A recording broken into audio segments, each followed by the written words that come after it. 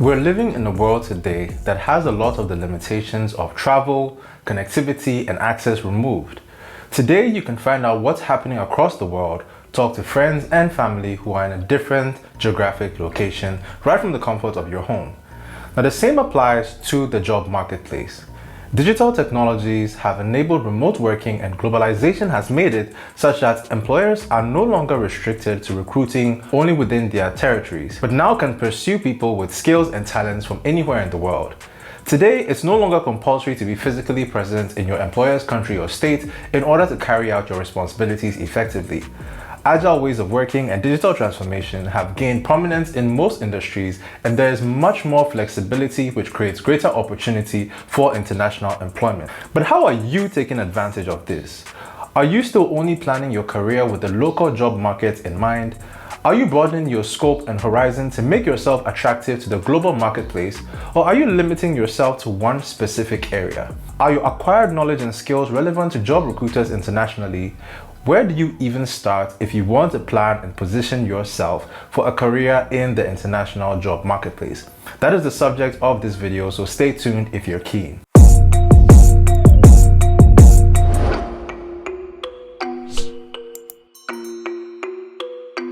Hello friends, welcome back to the channel. My name is Jeremy, and if you're new here and haven't yet subscribed, please consider doing so, because on this channel I speak about agile transformation, digital strategy, and personal development. Now, growing up in Ghana, West Africa, I believed that those who were able to obtain jobs outside of the country or internationally were the select few who either had the privilege of emigrating to live there or had acquired their secondary or tertiary education abroad.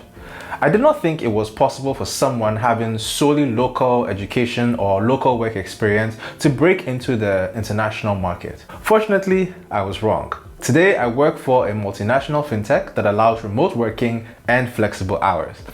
The experience got me thinking, and I decided to do some research on how to best position yourself such that you are appealing to the international job market and can exploit some of the opportunities that are out there. As always, I thought to share the results of my research with you, so here are some of the steps to take in that regard. The first is to build top-notch skills and experience. Now, this first point is really a no-brainer. Whether you're trying to get a job or a promotion or break into the overseas job market, without having a top-class skill set or relevant experience, you really have no competitive edge. Think about it this way. In order for an international firm to look beyond the people in their locality, go beyond borders to find other people to recruit, that means there either is a particular set of skills or experience that is lacking, meaning you have to be better than those people in order for the exception to be made for you. You need to either be very good at what you do, or very qualified, or very experienced. You need to deliberately be pursuing those 10,000 hours that bring you closer to being a subject matter expert, so you stand out in your field. Having a world-class skill set and experience is the best business case that you can make for yourself when trying to position yourself for more global opportunities. The next is to acquire and improve your transferable skills. Now, transferable skills by definition are those qualities, habits, abilities that can easily be transferred from one job to another. When it comes to breaking into the global job market, don't underestimate your transferable skills. These are sometimes referred to as portable skills and can either be hard skills or soft skills. So these are skills like communication, like leadership, decision making, technology literacy, conflict resolution, adaptability, creativity, time management, and a whole lot of others. Chances are that in your search for global job opportunities, you already possess a lot of the transferable skills that make you an ideal candidate for roles being sought after. However, if you haven't clearly introspected, identified which of those transferable skills make you shine and stand out, and you haven't adequately presented them as part of your profile, you might be selling yourself short to recruiters. Key transferable skills are often the main reason why recent graduates from college are able to land global roles, despite the fact that they lack actual experience or depth of skill. Transferable skills are the foundation on top of which you can build additional niche skills to make you a more well-rounded candidate for the consideration of international recruiters. Next is professional networking. In almost every case, networking is a necessary skill set for finding jobs. These days, networking can be done both offline and online through word of mouth, friends, even at parties. Through groups on social media platforms like LinkedIn and Facebook, you can often locate communities of digital nomads and foreign job seekers, as well as firms eager to hire them. Finding online organizations with similar work interests is a great way to start developing foreign contacts, and that can even lead to your first international employment. A lot of people find networking intimidating, and sometimes we're simply not comfortable appearing to establish relationships in hopes of getting favors. However, you have to realize that networking is an inevitable aspect of society and how opportunities are shared and exploited. So you need to learn to network professionally. Next is to acquire globally recognized qualifications. Now, even though certifications don't directly translate into expertise, certifications demonstrate your commitment to superior professionalism, upholding industry standards, and continued learning. Now, these qualifications help to boost your professional credibility and draw attention to your profile. However, if your goal is to make yourself more appealing to the international marketplace, then you need to be very selective of the qualifications you acquire. Most popular certifications have a version that is tailored for the local populace. For example, in Ghana, we have a toned-down variation of the ACCA called the ICA, or CIB for bankers, which is locally recognized over something like the CRB from the Retail Banking Academy. Even though the quality of these certifications isn't in doubt, and they're usually the more affordable option, they aren't globally recognized. If the goal is recognition from global institutions and recruiters, then you need to make the investment and acquire qualifications or certifications that have international acclaim. This makes you clearly stand out as having world-class expertise in your field and increases your chances of landing a role with a global firm. The next is simply to take the initiative. As with most endeavors, being proactive will serve you well. You simply need to take the initiative and search for the international roles you want. That means actively seeking out roles by going online, signing up on recruitment sites to get notified of opportunities, checking out job listings. A friend of mine taught me a smart alternative way to go about this if you've already tried all of these. Rather than pursuing and following up with recruitment sites, which we all know can be super tedious, she would rather put together a list of all the international global firms that she would like to work with.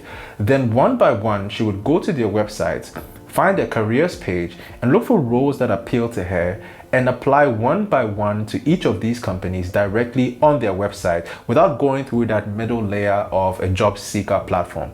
Now, if that isn't something you have tried already, then maybe you should, but the message here is simply to be proactive, take the initiative, and search for the international role you want. Build your professional online brand. This is a point that I've made in several of my other videos as it relates to career, and I just can't stress on it enough, guys. Whether you like it or not, you have a personal brand, and you do yourself a great disservice if, as a professional or as an aspiring professional, you're not shaping your brand in the way that best represents you.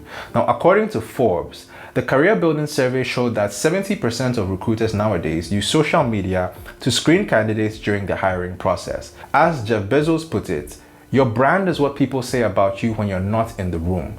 With the proliferation of social media, it has become even more imperative that we embrace building our online professional and personal brands. It's the unique combination of skills, experiences that make you who you are, and it's how you present yourself to the world and to international institutions that you want to be associated with. Building an effective online brand is key to getting discovered and creating a good first impression with global recruiters and firms. Finally, keep your CV or resume updated. It's important to keep your CV or resume updated with your latest roles, skills, or experiences acquired. For international roles, you need to have both a CV and a resume ready because depending on the location, you could be asked to provide either. Even though these two are often used interchangeably, it's important to note the differences because global recruiters could ask you specifically for a CV or resume.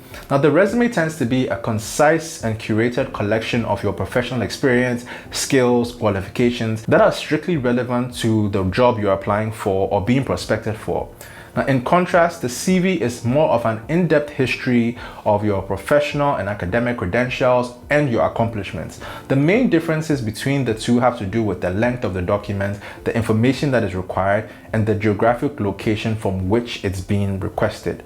In places like Europe and the UK, they use the CV interchangeably with the red resume, whereas in the US, CV and resume are two distinct documents. So it's best that you're fully aware of the differences. You have both of these fully updated and ready to submit whenever they're requested by recruiters that find you or that you find. So friends, those are some of the ways you can position yourself and your career if your goal is to break out of the local employment scene and take your skills international. I hope you found this video valuable, and if you did, hit the like button, and I'm eager to hear any other suggestions that I may have left off the list, because obviously this list is not exhaustive, so leave a comment so we can engage. And lastly, I have some good news for you lovely viewers who are interested in my outfits. I'll leave the affiliate link in the description where you can now place your orders for global delivery and get a discount if you use my specific link. So if you want one, then order away, and I'll see you in the next video. Cheers, guys.